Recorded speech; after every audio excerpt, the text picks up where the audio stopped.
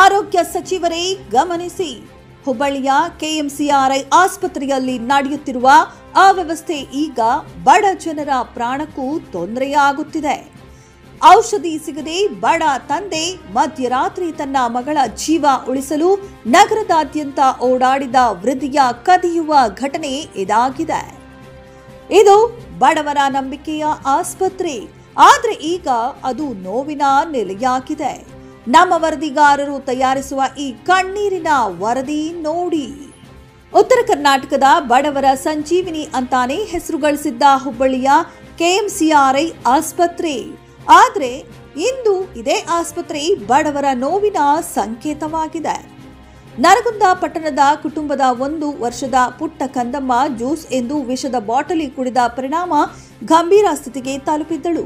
ಆಶೆ ಎಂಬ ಒಂದು ನಂಬಿಕೆಯಿಂದ ತಂದೆ ಕಂದಮ್ಮನನ್ನ ಕೆಎಂಸಿಆರ್ಐಗೆ ದಾಖಲಿಸಿದ್ರು.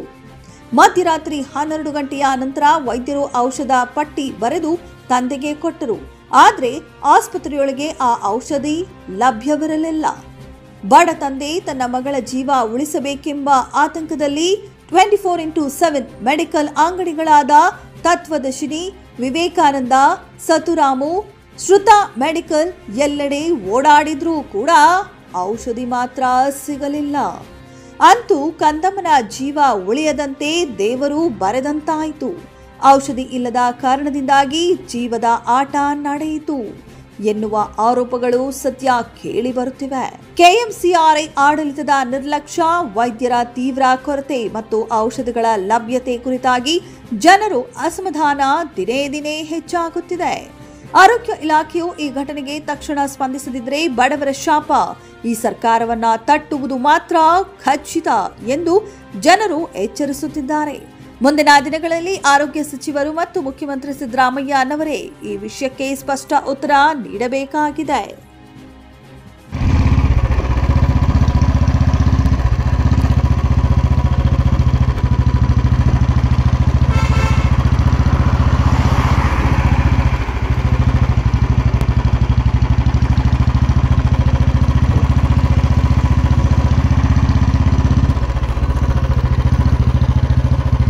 ಎಲ್ಲಿ ಹೊಂಟ್ರಿ ಯಜಮಾನ್ರ?